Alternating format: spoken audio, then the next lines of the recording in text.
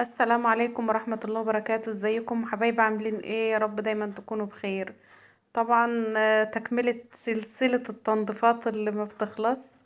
الحمام بتاع الدور الأرضي عندي فيه تراب كده زي ما انتوا شايفين وانا ايدي فيه على طول، بس مش الحيطان بتاعته مش بغسلها يعني ايه. دايما كده، بس احنا عشان خاطر داخلين على الشتاء وكده. فقلت اغسله واظبطه كده قبل الشتاء. زي ما انتوا شايفين كده، مسكت الحيطان غسلتها كده بالمكنسة، وغسلت الشباك كويس جدا. وهنزل هعمل عليهم كده بالخرطوم، علشان خاطر ايه اشطف. بشطف الشباك كده زي ما انتوا شايفين.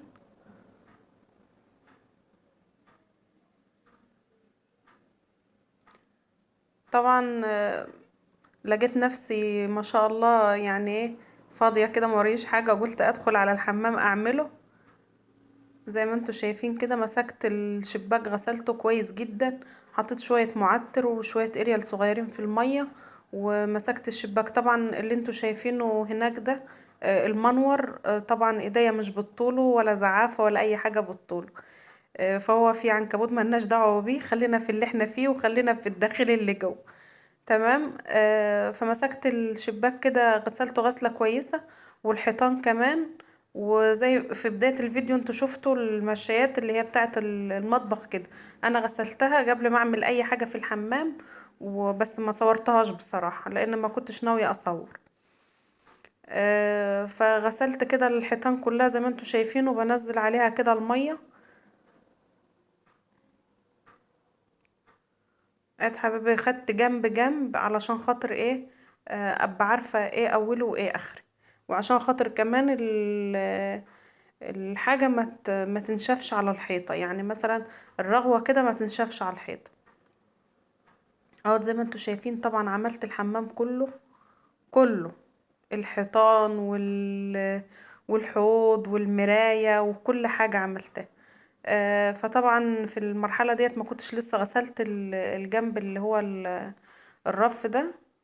غسلته كده بالمراية. طبعا وانا بغسل كده في حاجات من المراية بتنزل. الحاجات اللي هي زي دي مش راضية تتشال، مش عارفة ليه.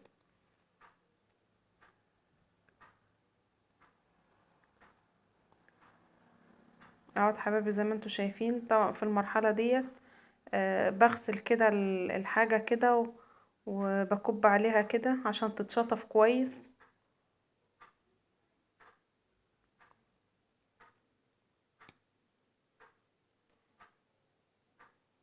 خليتها بتبرك كده زي ما انتوا شايفين.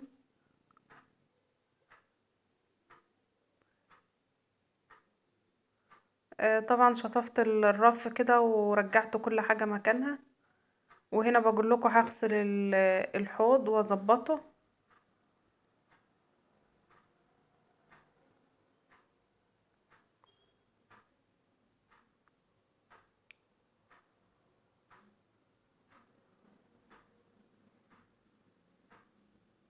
هنا بملى كده، حطيت الكوز كده في الكوز البلاستيك ده، عاملاه كده للحمام. حطيته كده زي ما انتوا شايفين. لا، مش عاملاه للحمام يعني. حطاه في الحوض كده عشان باخد وبملى بدل ما احط الجردل. عشان الجردل كان فيه ايه، كان فيه ميه باريال وحاجات زي كده بدعك بقى الارضيه. جبت الكوز بملاه وبشطف بيه، يعني باخد بيه الميه كده. باخد بيه ميه من على الحوض. الحتت اللي مش طايلاها بتاع الخرطوم بتاع الشطافه. ال ال مش الشطافه بتاعه القعده، لا، اللي هو الخرطوم التاني، اللي هو جنب القعده كده. الحتت اللي مش بتطولها علشان خاطر ما ترطش بره على الفرشه اللي بره. باخد كده بالكوز وبشطف. هنا بوريكم الحيطان بعد ما اتغسلت. وبعد كده ما غسلت وغسلت الأرضية وظبطت كل حاجة ومسحتها. وزي ما انتوا شايفين كده، وسايبة الحاجة تتصفى. وكده خليت الحمام زي الفل. طبعا طلعت جوزي قال لي انا نفسي في صينية كنافة كده، نفسي تعملي لي صينية كنافة. فطبعا طلعت ما لقيتش عندي غير حوالي يجي ربع كيلو كنافة. او ازيد شوية، يعني حاجة بسيطة. عفوا. فطبعا حطيت عليه كده 3 معالق صغيرين سكر بودرة زي ما انتوا شايفين، وفركتهم كويس جدا بايدي. انا ما عملتش صينية الكنافة ديت علشان تكونوا عارفين، ما عملتهاش في الفرن، انا عملتها على عين البوتاجاز. وطبعا ديت كان عندي زبدة اللي هي الفرن ديت، على معلقتين على شوية سمنة فلاحي. فسيحتهم كده زي ما انتوا شايفين، ونزلت عليهم بالكنافة بعد ما حطيت عليها معلقتين السكر اللي هو الايه، البودرة.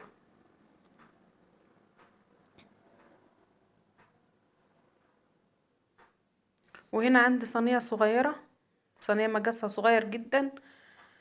آه، عملت الكنافة كده وعملتها في بعضها، وجيت نازلة بإيه، حطيت في الصينية كده، دهنتها بالمادة الدهنية اللي عندي، وجيتني نازلة بالكنافة كده زي ما انتوا شايفين. طبعا بضغط على الكنافة كده زي ما انتوا شايفين معايا في الفيديو،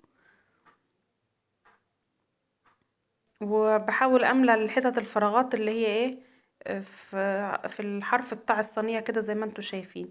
وهنا عندي في السلطانية دي كده مكسرات، زبيب وسوداني وجوزة الهند، فبحطهم كده في النص، يعني ايه، في الطبقة اللي في النص يعني. بفردهم كده وما باجيش ايه على الحروف علشان خاطر ما فيش حاجة تتحرك.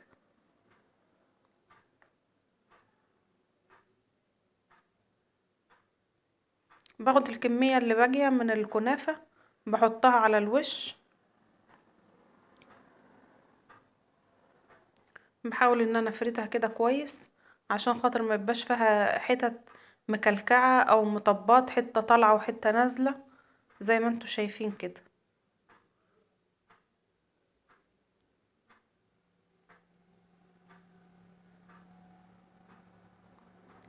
بضغط كده على الكنافة بكف ايدي،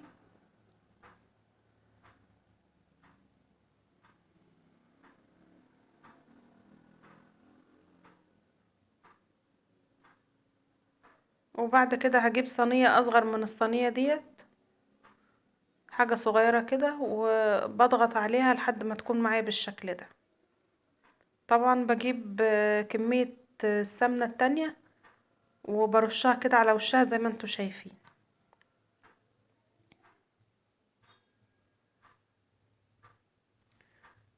غطيتها هنا بكمية، بشوية سمنة كويسين رشيتهم على الكنافة. وبعد كده عملتها ايه، على عين البوتاجاز.